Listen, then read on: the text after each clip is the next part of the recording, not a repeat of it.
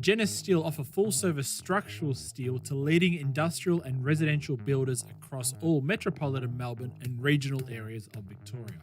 At Genesis Steel, we take pride in our product, service and reputation. With over 40 years industry experience, Genesis Steel manages all aspects of steel fabrication, from on-site measuring, in-house drafting, fabrication, through to full site installation. We work closely with our customers to deliver innovative solutions to facilitate projects of any size. For further information, please contact genissteel.com.au or contact the company on 03 9465 1287. MS Designer Living specialise in architectural design and construction of new homes, unit developments, extensions, renovations and commercial buildings. They are located at 14 to 19 Enterprise Drive, Boroondara, and can be contacted on 03 9467 6954. MS Designer Living.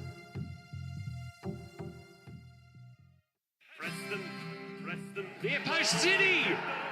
It's in! And again, Warren Spink has a hand in it. Andrew Zinni scores the goal. Not only are the fans winning on the terraces, the team are winning on the pitch. 2 goals in 2 minutes. 2-1 up, Preston Macedonia, and we've got an invasion on. Crossfield ball for Taneski to try the spectacular. It's brilliant, is it over the line? Yes! What a goal from Alex Taneski.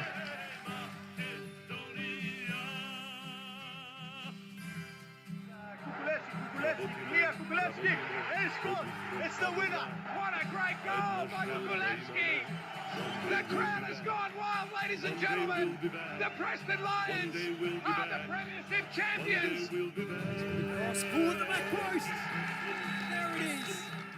And is that the goal that takes them up? Through ball for Spink. He's in the box. Back for Cole. Cole square. Here's a chance for Smith. Smith, yes, it's there. Spink, Cole, Smith. Smith doing the damage. 1-0.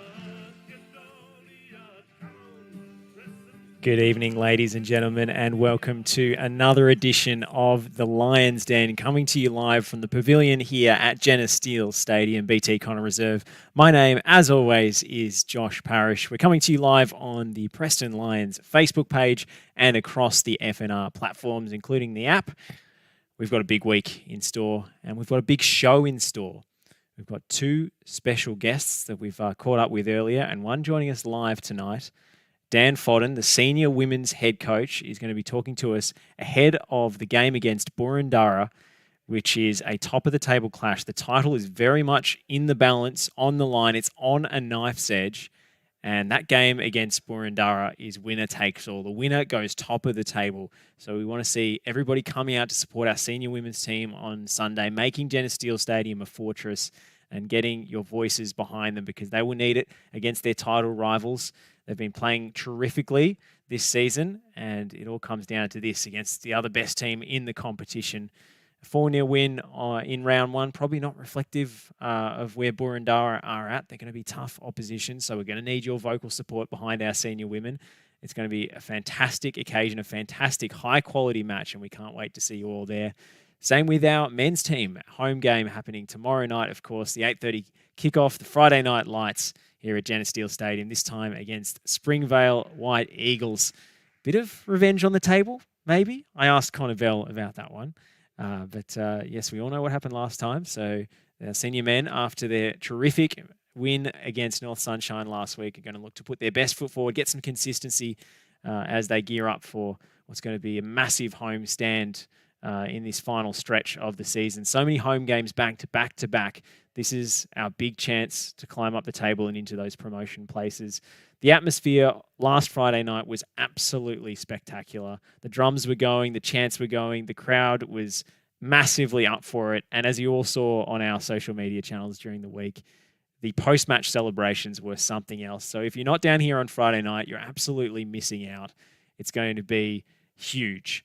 So get down, lend your voices, support, and get involved. Get involved, because the players, the coach, Louis, Connor, everyone has spoken this week about just how big an impact that atmosphere has on the result. You may not think you can influence the game, but in those final 20 minutes when the players are tiring, that home crowd's roar sucks the ball into the net. It really does. So we need you on board. We need everybody together as we gear up for our 75th anniversary celebrations and this final stretch of the season. The home stretch is in front of us. And that's what I want to talk about next. The 75th anniversary gala at Crown at the Palladium is coming up. Not this Saturday, but next Saturday, the 18th of June. 6:30 arrival for pre-drinks. It's completely sold out. I think there is a wait list going, but unless you're contacted by the club on that wait list, I'm afraid you're hot out of luck, because this is the hottest ticket in town. It's going to be absolutely incredible. We're going to be celebrating our pioneers, our people, the people who've made a contribution to the fabric and the history of this great club. So just over a week to go. Make sure you've got your attire in order for the big night. It's going to be myself emceeing the festivities. I'm very excited about that. And some exciting surprises are in order. Some special guests, a live raffle and a car auction, thanks to Northern Motor Group. And the night may not end at the Palladium. That's all I'm saying. There may be some after-party celebrations, if you catch my drift. So it's going to be an incredible night. We can't wait to see you there on Saturday, June the 18th at the Palladium, the 6:30 start for our 75th anniversary gala. We're going to have some very special surprises for you and legends of the club making appearances on the night. So cannot wait for that one. It's a big week in Preston land, and it's a big week for our club because we're debuting a brand new series. This video series is going to explore some of the pioneers who've made such a massive contribution to writing the history of this place. And we're going to debut it here for you exclusively on the Lions Den. Our first guest is former President Dragi Filiposki. Let's hear from him.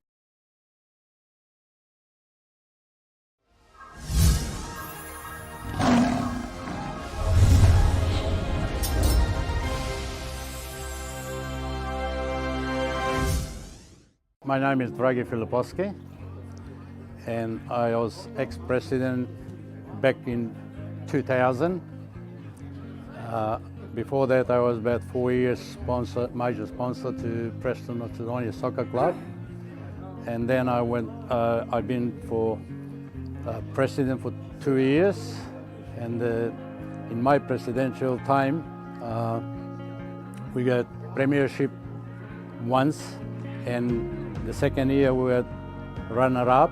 Preston Macedonia is alive, like after 20 years. I'm happy to be back with this club. But now my company, anyway, Hillingdon Paving and Construction, is a sponsor to this club. And director of that company is my son, Alex Filiposki. And I'm happy to come sometime here and watch the games and see old friends like, everybody else now here in the team. The time I was here, we had a really great time. We was all like a team, committee, players, and we had a lot of good guys. Well, I can see much brighter than used to be before, and should continue. Probably bit other more new things to see in the future. I've been here for 52 years in Australia, and from that time I know the name Preston Macedonia. Now it's Preston Lions, but this doesn't make difference. Now it's still, for me, it's Preston Macedonia Soccer Club.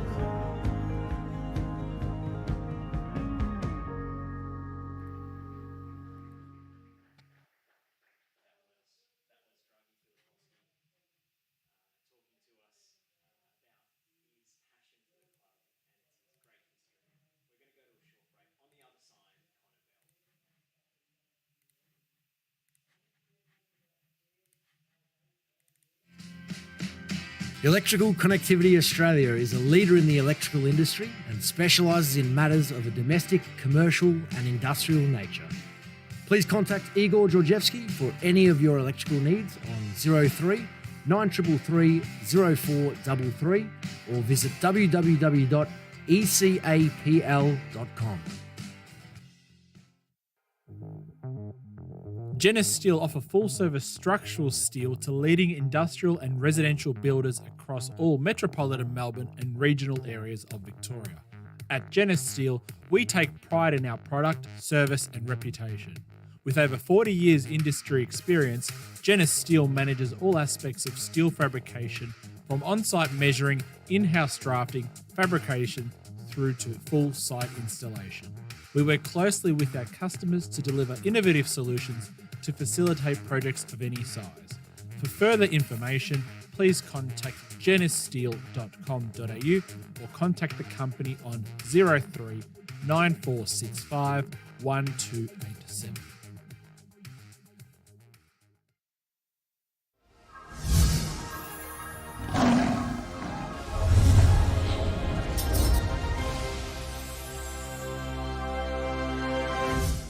Welcome back to the Lions Den here on FNR Football Nation Radio and the Preston Lions Facebook page. It's the official Preston Club show coming to you pre-recorded, not live this time, from the change rooms. Just finished training with Connor Bell here. Connor, welcome to the show. How'd you pull up after that session? All right, yeah, good session. You've been trying to get us on here for a couple of weeks, so it's nice to be finally on. Yes, I've been chasing this man all season, I have to say. He's been my most reluctant interview guest. But we finally convinced him to come on the show. And a good week to have you on, mate, because not only did you star on Friday night with a goal and an assist, but I've just taken a little sneak peek at the team stats, and you were top of the sprint distance as well.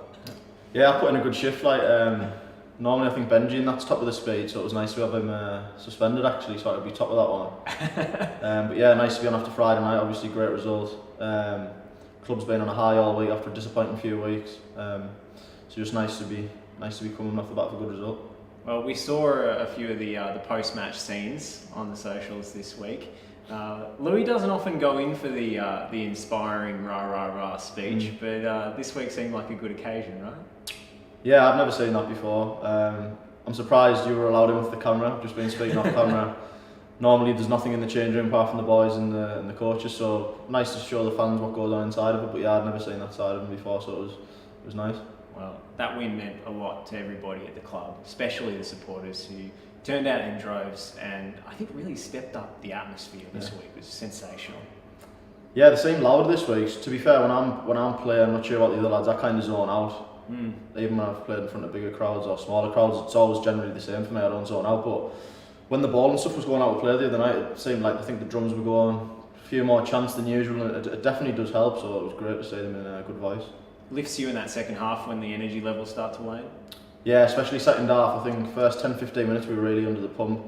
I think they had the wind behind them, so yeah, they did help in that sense. Yeah. I want to rewind. We'll zoom into the macro stuff at the micro stuff at the end. I want to go macro first of all.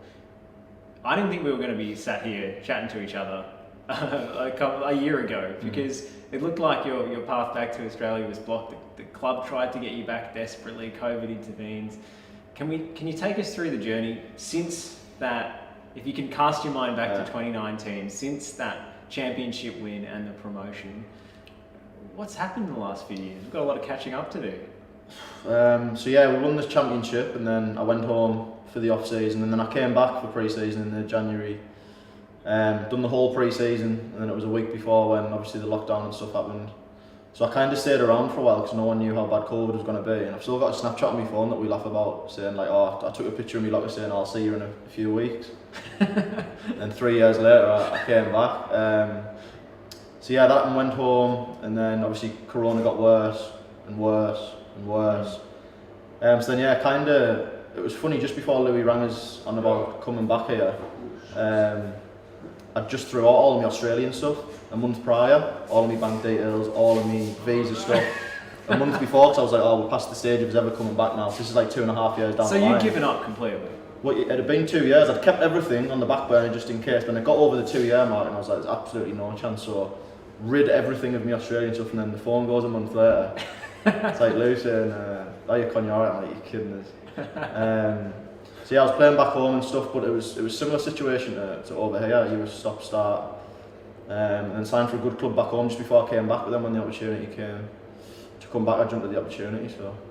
What kind of football were you playing in the meantime? I know a lot of it was cancelled, of course, but what league was it? Just underneath Conference North.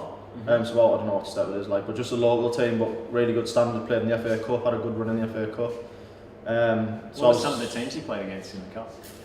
York City was the last team we played at their home ground. I think there was a few thousand there, so that was a good opportunity. Big club. Yeah, big club. And they've just got a new stadium. I think there was about 8,000 or 9,000 there. A hell of a crowd. We got beat, like, so. And I've never played in the FA Cup because obviously I've played abroad, Switzerland, Scotland, Wales. That was actually my first time to play in the FA Cup, so it was nice to take that off the list. Absolutely, that's a bucket list item for a lot of players from the UK, right? Yeah, definitely. So the phone rings from Louis. Do you need much persuading to come back, aside from the admin work you had to do? Yeah, no. To be fair, I did this time because I'm a lot older. Like my perspective on life was a lot different. And then I just weighed everything up, and I just thought, you only live once. You never know what's going to happen. Especially you look at COVID. 1 minute you're living your normal life, next you're getting told you can't leave the house after 9 o'clock. I was like, chance to go back to Australia, playing football, which I enjoyed last time. Enjoyed the club, enjoyed playing under Louis. So yeah, took a bit of persuading, but then when I weighed it all up, it was an easy decision. It was a whirlwind few months when you joined, because you joined mid-season, right? When I first joined, yeah, I came with Jimmy in start of July, I think. Yeah, so that was a bit chaotic. Yeah. So you're already in the midst of it. How did you come to grips with your new environment in Australia and get used to the league and learn about the club as well? As you know, that's a big learning curve when you're midway through the season. You've got to perform straight off the bat. Yeah, to be fair, initially it was that chaotic. It was just coming straight in the country and straight into playing. It wasn't any. You didn't have a chance to get used to it. It was just getting into the mix, win us the championship. And obviously I was coming off the back of an English season, so I wasn't playing catch up. I'd had a full English season. So I'd only had like a few weeks off during the off season, so I was straight into it. And like you say, it was like winter time, so it wasn't what I expected because I didn't really look into Melbourne. I didn't know what it was like. I just thought, oh, Australia, it'll be sunny. Got off the plane, I was like, I've brought no coats, got no jackets. I'd only brought t-shirts, flip flops, and that's. I was like, so yeah, I probably learned more when I came back the second time for pre-season, when I had a couple of months to get used, see the hot weather, and actually enjoy myself and stuff. So yeah. What were your impressions of the club when you first came?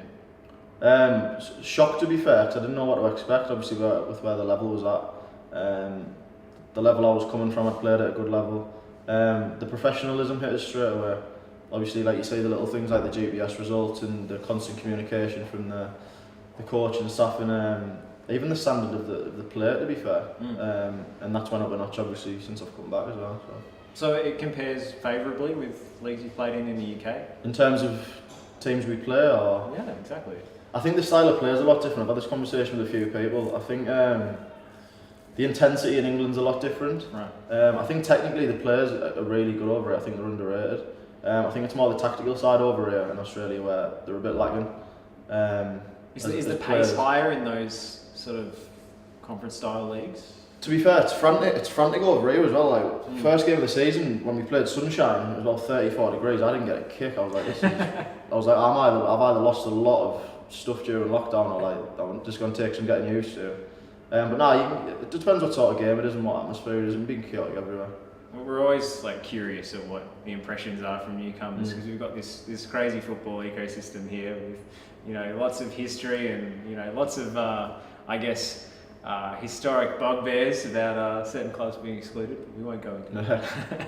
So let's fast forward to your return and the group coming together for this season. Was there, I guess, an extra hunger, a bit more zip about this pre-season because people had just missed playing football for so long?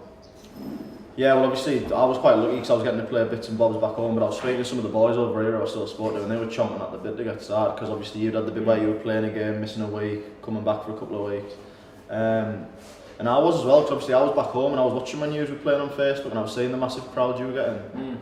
Because you were playing on Friday nights. The first time I came, we were playing on a Sunday, 2 in the afternoon. So you had never played under the lights until this season? So obviously I was back home, locked in my house, couldn't do anything, so I was sat with a bottle of whiskey on a Friday night. Bit jealous? Exactly, so I came back wanting to prove a point as well, so when I came in this season I was just buzzing to get started, and then once the games have started, loving it. So it's been a pretty exciting season. It's been up and down. You've had fantastic wins. You've had lower moments. Do you feel the group has turned a bit of a corner after last Friday's win? I wouldn't say that. Like I said in the interview after the game, the highs are never too high and the lows are never too low. Sorry. So let's see how we go on Friday night. We've got to take it game to game. It's a short season, and a few of the lads have mentioned that every game's a cup final. So I think it's too early to say we've turned the corner, because I think we've won 2-7, which just isn't good enough for this club. Not good enough as individuals, and we've spoke about that. So yeah, let's hope we have turned the corner, but we'll see in the coming few weeks. Well, that shows that the messaging from the coaching staff has sunk in, because that's what Louis keeps saying, right? Every game's a grand final from here on out. This is the business end. This is kind of akin to when you joined back in 2019. Yeah, it's a run in. Yeah, similar to when me and Jimmy came in last time. I think there's about 8 or 9 games left. So yeah, every game's a cup final. We can't afford to be drawing games we should be winning, and we can't afford to be losing games that we should be winning. So every game's massive now.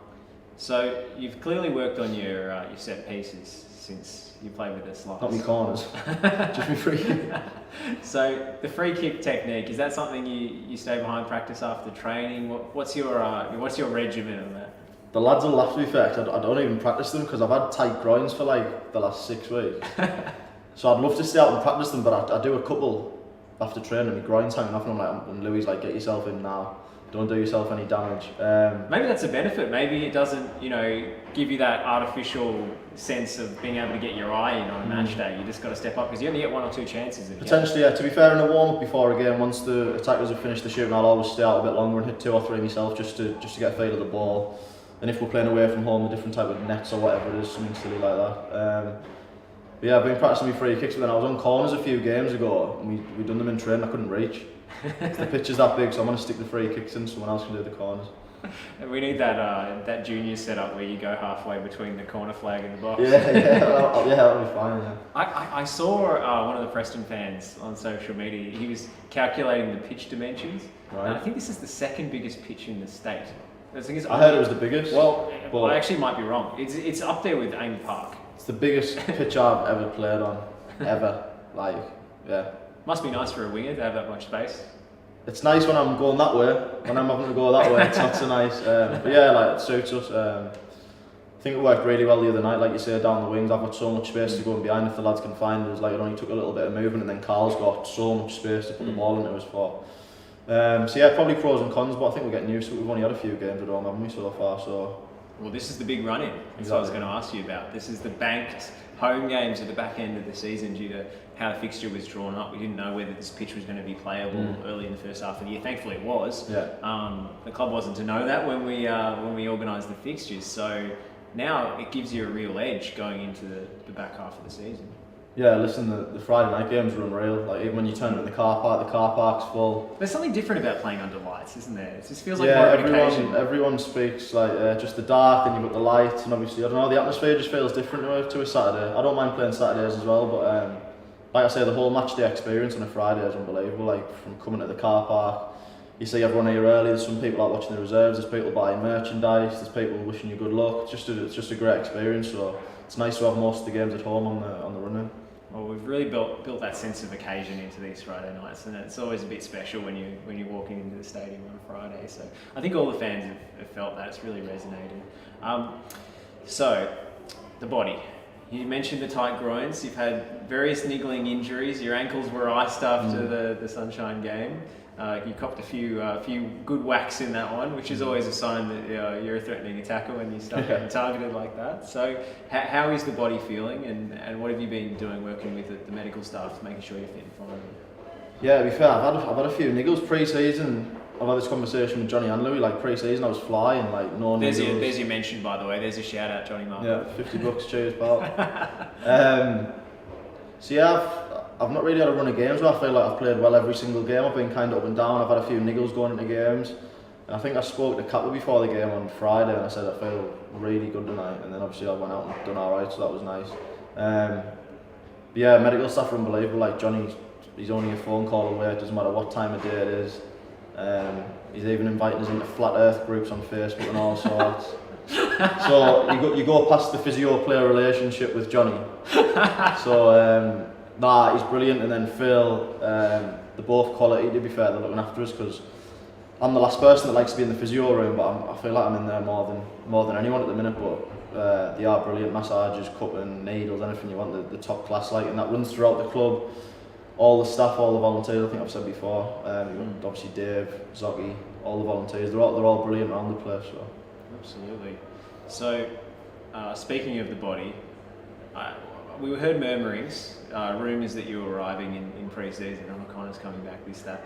The first thing I heard from all the players was, he's twice the size he used to be. You've really packed on the muscle since your last year in 2019. Well, there was nothing else to do, do you know what? We got locked in the house, obviously because of lockdown. I was like, so I made me granddad, who I was staying with at the time, I made him take the car out the garage, and I said, you're not parking it in there, we're going to build a home gym. Yeah. So I went out and bought loads of weights. I was literally waking up and just pumping weights, going for a run, coming back doing weights. Gee, so I wish decent I'd had that size, philosophy in lockdown. I packed on the pounds, but in a different sense. Right, okay. Well, I was balancing that off with about 3 bottles of whiskey a week, so it wasn't just a fitness fanatic. I was enjoying both sides, but yeah, I probably came back too big. I've kind of lost a little bit now, so I've got my speed back. So I felt a bit top heavy when I came back, to be fair. You felt like that was taking the edge off your game, losing a bit of agility, or?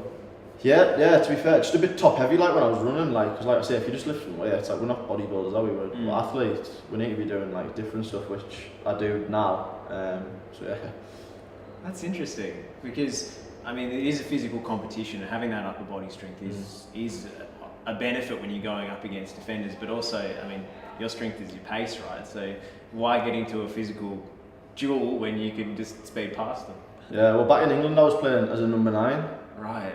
So I don't know if that was in my subconscious, and I've just thought, right, let's just do traditional number 9 and just bulk up. Because the English centre half, if you don't go to the gym, like, you're in trouble, because they'll bully you about. So, and then obviously I'm back on the wing over here, so yeah, I've lost a bit and got my pace back, which is nice.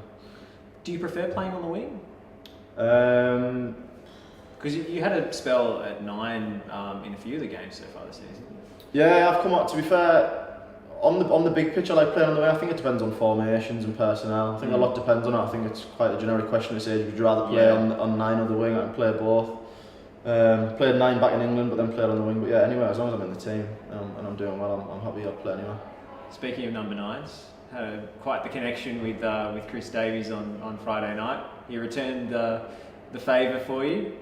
Yeah, me and Davies, he's a good lad, to be fair. Get on well on and off the pitch. Yeah, we've been linking up well. Nice for us both to get on the score sheet, because it's been a frustrating couple of weeks. And obviously, yeah, he returned the favour, so nice. Do you know where he's going to be when he's making those runs into the box? Yeah, we've been working on it in training, obviously cutbacks and different things. To be fair, on the goal the other night, I didn't. I knew Slambo was at the back post, and then last second I heard Davies shouting con. So then that's why I just took a little bit off it so he could put it in. But yeah, we worked well. I think we all done well on Friday, and I think Slambo makes a real difference as well. So. I wanted to ask you about your family. You mentioned your folks before in the home gym. They're watching every week. Yeah, like we were speaking before, like they love you, they love when the games are streamed. So I wasn't fishing for this, by the way. Dave, if you're listening, keep the games getting streamed, mate, because we've got an unhappy family back home when they're not. And that's Davies' family as well, they're wanting to watch, so keep getting the game streamed. But they don't miss a beat, they'll watch all the social media posts. I think they watch the Lions Den everywhere. I think they watch more than me. I've told them to calm down on the comments, because they're getting as bad as Tracy, Benji's mum, I think, for the comments. Oh, we love Tracy. We love the comments. Keep the comments coming. Don't listen to him. No, it's a good laugh, to be fair. I always see Tracy's comments and mine, Nana's started as well, so they'll probably be messaging each other in a couple of weeks as well. They're probably messaging each other, right? Exactly.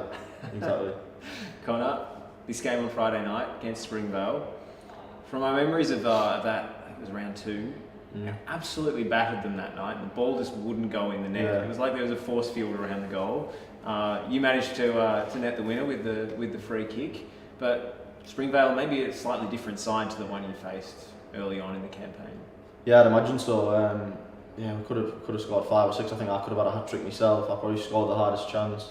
Hit the bar about 3 times, didn't we? I think. Yeah, Kunda had the ghost goal that we thought bounced over the line, the Frank Lampard style screamer that didn't count. So we got the goal at a good point that game, so that could have been a really frustrating night. That could have been like some of the nights we've had at home if we hadn't scored, so it was nice to get the goal before half time. So we've spoke about that. If we can get an early goal, hopefully the floodgates will open, especially out on the big pitch where we can play expansive football, which is what we want to do. So. Well, I don't want to put the pressure on, but this is a bit of a revenge game for me personally, because there was a certain live stream we did last season where myself and Jimmy were on the call. Jimmy was suspended. We did a little halftime show. He made a rather conservative prediction for the second half score. I went all out and said the floodgates would open. Yeah. Fortunately, the scoreline was in the other direction that night. Although the pitch was fit for Noah's Ark that time, and this time around it's all resurfaced, the drainage is done, so you won't have that factor at play. But I wouldn't mind if you went out there and put a few passes, just for my benefit. Will do. Connor, thank you so much for joining me on the Lions Den. Best of luck on Friday night and for the rest of the season. Games grand final from here, mate. Cheers, man. Top man. Thanks. Connor Bell joining us here on the Lions Den. We're going to have more on the other side, so stick around.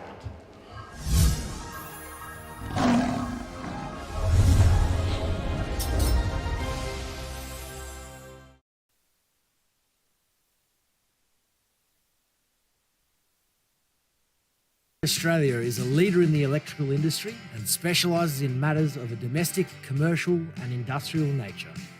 Please contact Igor Georgievsky for any of your electrical needs on 03 9333 0433 or visit www.ecapl.com.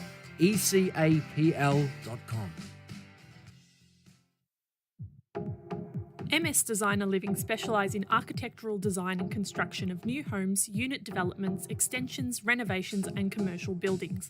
They are located at 14 to 19 Enterprise Drive, Boroondara, and can be contacted on 03 94 67 6954. MS Designer Living.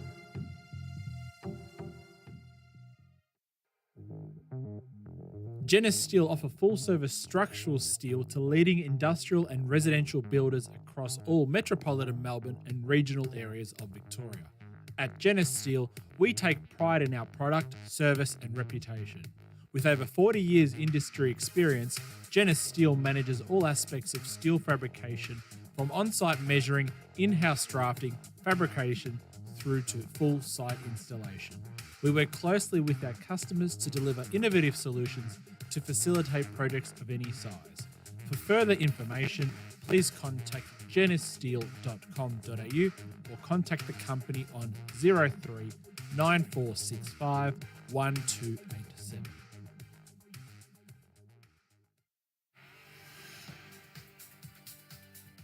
You're listening to the Lions Den on FNR Football Nation Radio.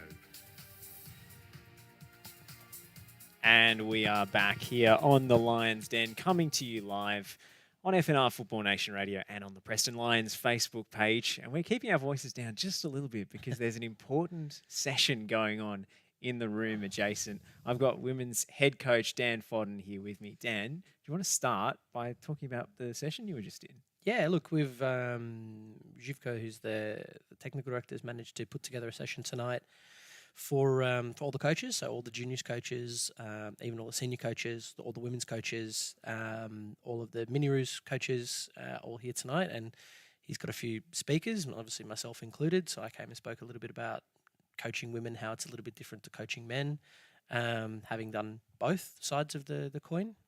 He's also got Sasha Oganovsky here as well, and Louis Artsevsky and Kappa all here, all speaking about different parts of coaching and management, and trying to give the junior coaches a little bit of something different to, I guess, to keep them going, keep them motivated, maybe help them with their session plans, things like that. So Kappa got up and spoke a little bit about session planning and how important that is, and Sash spoke about the fundamentals and the basics of football, and I guess how important they are in his experience. And obviously he's got a lot of experience, so yeah, it's been really, really good to sit there and actually listen to everybody speak. And yeah, I've taken some stuff away from it, even though I was here to speak. So yeah, it was a good session. It's actually it's run about 20 minutes over already, and I reckon there's probably another 20 minutes to go. So, well, I mean, how important is this for this whole of club approach that Preston's taking to have these kind of, I guess they're professional development sessions for these coaches, right? Yeah. That's what I would call them, professional development coaches. And look, I would say that there's not a lot of clubs around who could get speakers like this terribly often, and we're here 3 days a week, every week. So, in this case, 4 or 5 sometimes. But yeah, look, I think that this is going to be fantastic for the direction of the club in general. I think it gives a total direction. So the under 11s coach is hearing from the senior men's coach tonight. The under 13s coach is listening. The under 16 girls coach is hearing what I've got to say about, you know, managing young women. So yeah, for me, this is rare, and it is really, really good, and definitely the right direction. Can you give us a bite-sized version of the presentation you just gave? You I don't have your mean, notes and your laptop in front of you To this be fair, time. I didn't write any notes for tonight. No, look, I was just asked to speak about how I guess managing women is a little bit different to managing boys, and having done elite women and elite men in the NPL program and the NPL system and overseas in England, I can tell you that they're very different approaches. And having said that, I guess I try to take a lot of what I did for the boys and put it into the girls program. So historically, I think that I guess a lot of coaches that coached my sister growing up tried to treat her like a girl when she was playing in the boys, instead of just treating her like an athlete. Yeah. And I try to treat all of our group like athletes, whether that's boys or girls. They all need to be treated like athletes, as opposed to, you know, with their gender. Now, don't get me wrong, you know, there are certain times that you have to maybe speak a little bit more gently. There are certain times that you definitely have to speak a little bit more firmly. But managing women for me is a lot more rewarding. And I guess I wanted to put that across to this group of coaches to say, hey, look, if you've even thought about it, they do give you a lot back in terms of respect and appreciative of what you do for them. So, yeah, that's, I guess, a short version of what I put out there. Do you think there are sort of whether they're subconscious or not, biases still in this space, in the coaching For space? sure, absolutely. And I think, look, one of the things that I set out there is that you shouldn't tell your players stuff that's not true. So it's disappointing that obviously Lex couldn't be here tonight because she's crook, but she's got a lot of stories about you know, when she went through, I guess, some hard times in her career, because, you know, when she was young Matilda. She was a fantastic footballer, and I was lucky enough to pick her up at 16, 17, and she was my captain at the club, my previous club, and fantastic player, fantastic person, super talented. When I left, she left. She went to another club and was promised a whole heap of stuff, and it never happened for her. And so for me, the one thing that you have to do, especially in the women's game, and I mean, it applies in the boys, but it applies even more in the women. Women know when you're not telling you the truth. They know. Even if they pretend like they don't know, they know. They do. They just have this innate ability to know that you're not telling them the truth. You're telling them what they want to hear. And quite often in my career, you know, I'll tell them what they need to hear, not what they want to hear. And that doesn't always go down the best. But at the end of the day, it's the better of the two options, you know. And I look at clubs that play against us, and I have questions all the time. How do you keep a squad of 20, 22, 23 players? And it's because I tell them all the truth. So they know where they are at any given point. And that's how I manage my squad, is by telling them, hey, you're not going to play this week. Or, hey, you're only going to play 20 minutes this week. Or, hey, you're going to play half a game this week. And if you tell them and they know what to expect, they're easier to manage because they understand what's happening, or they have an opportunity to ask you, hold on, why am I only playing 40 minutes this week? So the players all know where they stand, and they know what they need to improve on to get into the first team picture. Yeah, absolutely. And you've got to be straight with them, because if you go, oh, you know, we'll play you next week, or, oh, you know, we'll give you this, or we'll give you, they know you're not telling them the truth, and it causes way more problems than it's worth. And that's why it's hard to manage a big squad of particularly women, because, you know, they do just know, and you can't have that friction in the change room. So you don't get away with it. No, you don't get away with it. You definitely don't. Oh, so look, some people do. They get away with it for a whole season, and then all their players leave. Yeah, happens. At I all noticed in the women's game. I mean, maybe like sometimes, you know, better coaches are thinner on the ground, or maybe they're more discerning. But players leave en masse in clubs in Victoria. When a coach leaves, they all follow, or they all, you know, depart a sinking ship quite readily. Yeah. Look, I think one of the things is that I guess the cost of playing for women is much higher than it is in the boys, because obviously what they get back is not significant. So you have even your top end, Matildas or fringe Matildas playing NPL, and it's obviously a semi-professional now, but historically it's been amateur. So they've only been able to get travel allowance. That's it. So for a travel allowance at one club, travel allowance at another club is basically the same. You just move clubs because there's no financial reward for them to stay. So when a coach goes and you've had a good relationship with that coach or a bad relationship with that coach, it's really easy decision to make because the funds are not any different. The ones and zeros are exactly the same. Exactly right. So yeah, I think it makes a massive difference. That combined with the support that the club give them, I can say hands down that this club give the women's program more support than any club that I've been at, and that makes a massive difference. We've got our own change rooms in the pavilion, and it's just senior men, senior women. That's it. That's who gets access to these facilities. We train on the senior pitch, senior men, senior women, the only people that train on the main pitch. So the support that this club gives us as a program is unbelievable compared to some others. I think the progress in the last few years across Victoria, but also at Preston, has been significant. There's been a real, moment of enlightenment. I mean, I could think, the hierarchy of this club would be the first to admit that in the past, maybe the senior women's team hasn't been supported like they could have been, or like the men's team was. And that's changing. Yeah, you can see it. You can feel it. Like, you don't have to say anything. Like, we get now dozens to hundreds of people coming to watch the women play. Historically, people that have been men's fans coming to watch the men play are now coming on a different day to watch the women play. So, that for me is telling you how that culture is changing. Now you've got maybe people who wouldn't have historically come to watch the men now as well. Women and children, mothers and daughters wanting to come and watch the senior men and be part of that experience because they're seeing more of the women involved and they're going, okay, well, this is actually a place where we feel comfortable and we enjoy being.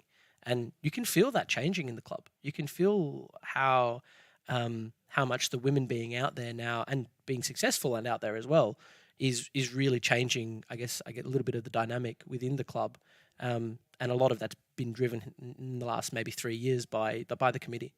Absolutely. And I mean, the proportion of female attendees has gone through the roof even this season. Yeah, I mean, when I first came here, there was just the seniors and reserves. That was it. And they had finished, the seniors had finished fourth, so scraped into what is VPL, sorry. Yep. And I think they scored 26 goals, conceded 11 for the season, something like that. And we've already scored more than that this year already. And we're only literally halfway through the season. So you can see already that, I mean, there was one game the reserve scored 18 in one game. So like the quality of people that have come into this group and the quality of player and the support that the club have given those people and me to bring those players in has been phenomenal.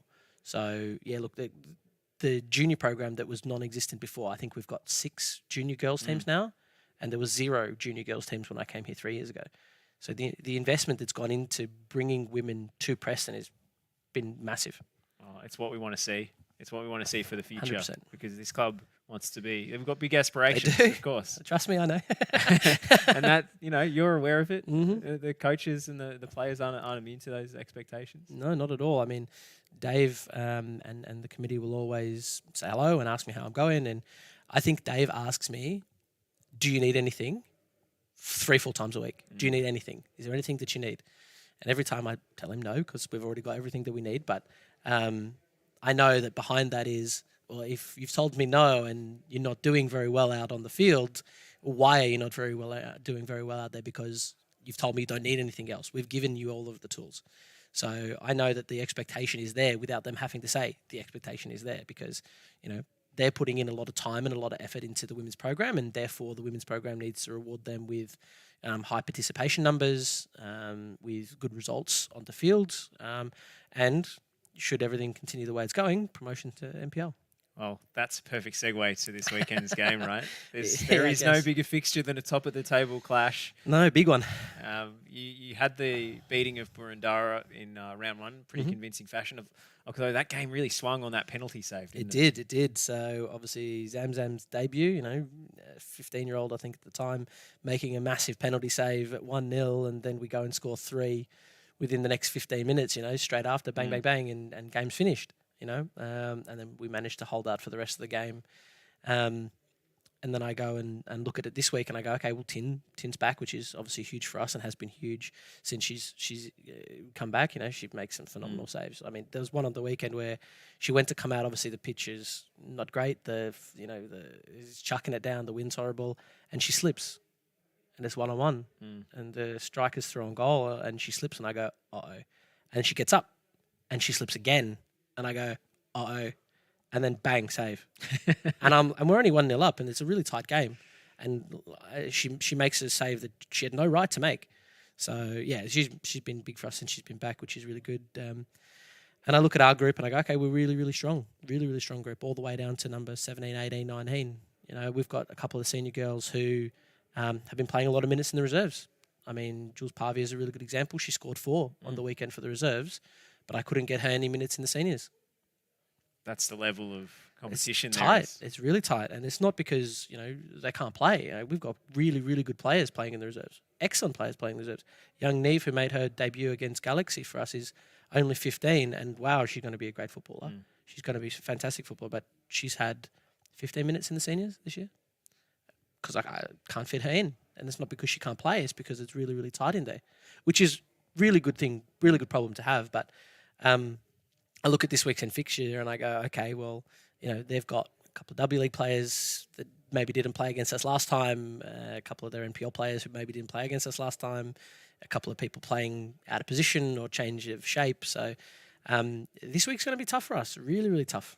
And obviously having dropped points at Casey and having dropped points at Knights here, we're 2 points behind and we need this result to get back on top. I mean, the Knights game, I don't think you did too much wrong, to be honest. The ball just wouldn't go in. Except not score enough. You did score with the last kick of the game. We but did it wasn't score with the enough last for kick of 3 the game, points. So it was a quite extraordinary game with many... we had 26 shots on target. And I think about 4 of those hit the woodwork as well. Yeah. So you absolutely battered them, but they took their chances, and that's football sometimes. It is. So that result has put us in the position that we are, and now we have to get a result. Maybe if we don't get that result, maybe a draw here is enough. But a draw here is maybe not enough this week. So we're going to really be going for it because we need to. I want to talk about the game last week. It was a tense one up until the final whistle. It was very tense. It was a lot more tense than I thought it was going to be. South Yarra, they're awkward. They're tough customers. They are. They are. I mean, give them some credit. I watched the video back and exceptionally organised. Really, really organised. They've got an older group, so they've got players who played together from a few years. It was. They definitely had a height advantage. It looked like they were very tall, and we are not very tall. You've assembled a squad of little zippy technical players, which is your preference, right? So I'd rather play with the ball, I guess, and they don't need to play with the ball because they are big and strong and physical. And I have to give them a bit of credit. They made it really difficult for us, and the conditions were already bad. The conditions were already really not suited to the way that we play, and I thought that in the end the girls did really, really well. I think we hit the post 4 or 5 times in the end. I think Mel missed 2 headers that she swears to God were 2 centimetres away from going in. I've watched it back and they're not far away from going in at all. So we had a lot of chances, a lot of chances. Their goalkeeper played really well as well, which helped them out. Made a couple of really good saves, but look, in the end, you're going to come up sometimes against teams that are awkward, and they are awkward to play, and we're going to have to play them in the last day of the season. And I imagine Boroondara are going to be right up our backsides, or we're going to be right up theirs, whichever way it plays out. And we could be playing for the championship on the last day against South Yarra, which is not a game that I want to be playing a championship for, if I'm being really honest with you. Yeah, I mean, South Yarra gave Boroondara problems they as did. well. I think 80th minute maybe from a corner. Late and it was 1-0. Yeah, that's all I knew. Yeah, but they were having trouble. Fingers crossed for drop points there, but alas, they made the breakthrough. Not going to lie, I was actually watching the game on my phone at that point and hoping for the draw, but it didn't come. So that's a title race for you. Two really good teams in this league, and there's more than two, but two outstanding teams. In the competition, and you're going head to head on Sunday. I mean, team selection for this one, you've got lots of headaches all over the park. I do.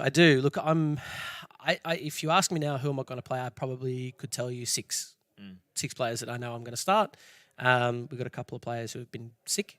So coming back from illness, especially, from what I'm hearing, that the flu's hitting real hard this season. So people who are copping the flu are getting it, and they're out for days at a time in bed, not well. Get your flu vaccines, guys, this year especially. Yeah, I'm seeing people get pretty sick. So I think that this week will be real late decisions on how we play, on players who play where. And, I know how strong they are. So me matching up correctly with people who are not well or coming back from not being well is going to be hard anyway. So, they'll be stronger than they were last time. And we might not be quite as strong as we were when we went in to that first game. So it's going to be a cracker, I'll tell you that. I mean, promotion is the goal, of course. What would it mean for the club to be in the top flight of Victorian football? Well, look, I think that for what they've invested, and I mean, when I walked in the door here, I said, I want GPS units, I want a strength and conditioning coach, I want our own facility, I want all new equipment, all new balls, all new bibs, all new everything. I want an assistant coach. I want, and they just said, sure, yep, no worries. We'll give you what you need.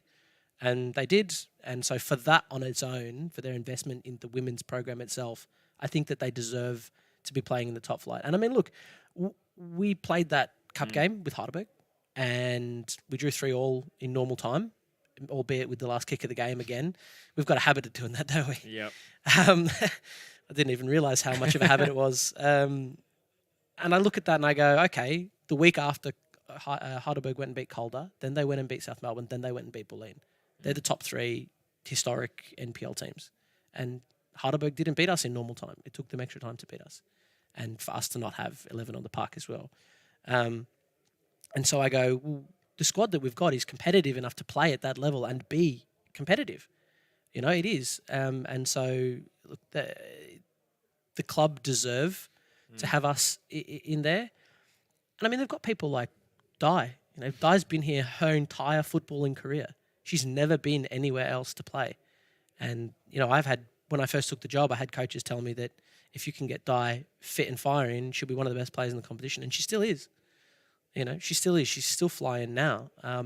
She plays maybe less minutes than she's played historically because we've got to manage her a little bit differently than we manage the 20-year-olds, but she deserves it. When you've spent your entire life at one club and given as much as she's given to this club, you deserve a championship. You deserve an opportunity to play at the top level and see your career out at the top level. You deserve that, So I think that it'd be massive for Preston to be in the top flight, and I think that they deserve it now.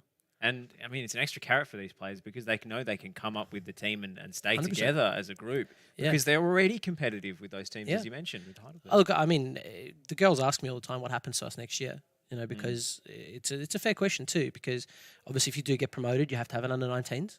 So you don't get an open age reserves like we've got now. Yep.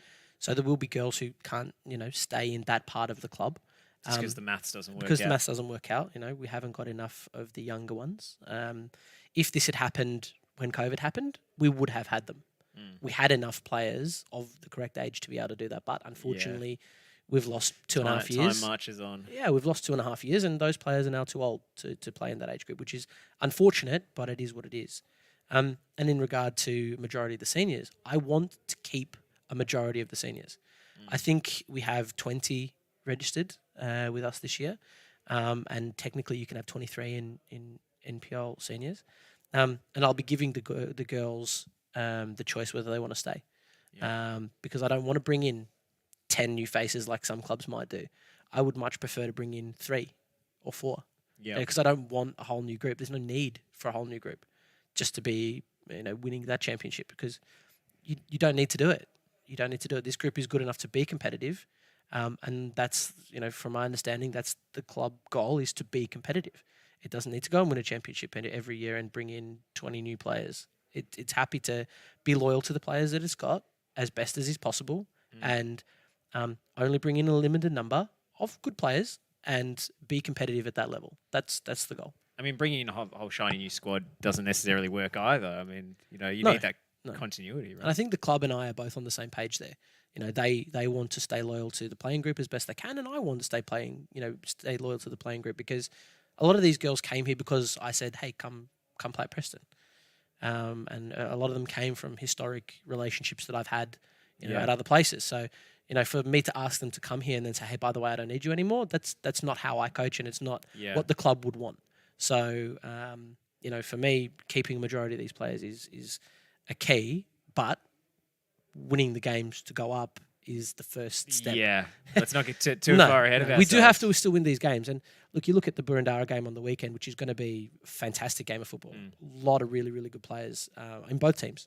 A lot of really good players in both teams. So, it's not often that you come to these sorts of games and you see these W League players knocking about in NPL. And so... Who have they got from the W League? This year, Margot... Or A-League women, I should say. Margot Rabin. Yep.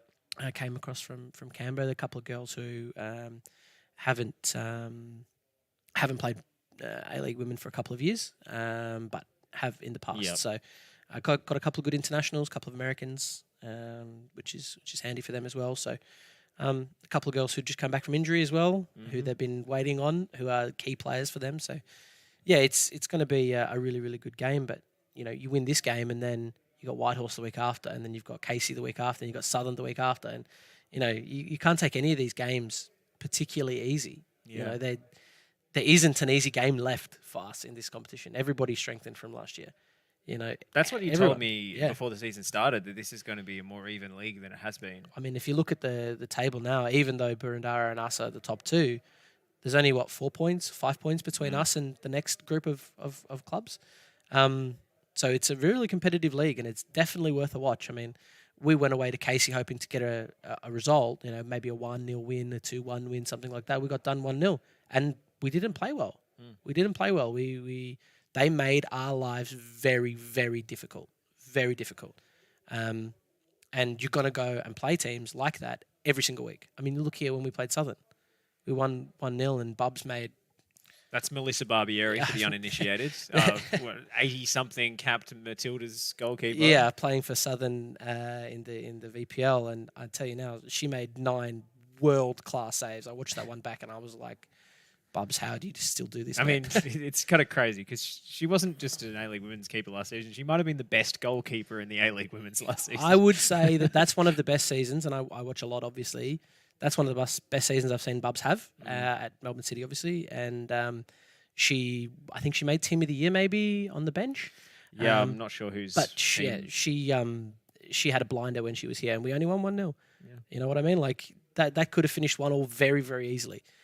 So this competition is very tight, very, very tight. Well, we can guarantee a high standard on Sunday. We can. For sure. And I think we can probably guarantee goals in this one as well. 2 attacking teams. I think that both teams are going to go out there and try and win this game. It's not going to be one where we sit back and defend it. Definitely not one that they're going to want to sit back and defend either, not with the players that they've got. So I would say that it'll probably be an open game. How many goals there are, we'll wait and see. Well, we cannot wait. It's the big one, the one we've been waiting for. And it's a 4 p.m. kickoff here at BT Connor Reserve, Genis Steel Stadium. You got your big home pitch on your side. We do. We've got actually a really good run home. I think we've only got 3 away games in our run home. So I think we've got home, 3 away, and then everything else at home and the run in, which is really nice to have. We've got all the tough away games out of the way. And you get to play on a nice pitch for most of the rest of the season. And for most of the rest of the season, pretty we get important. to play, yeah.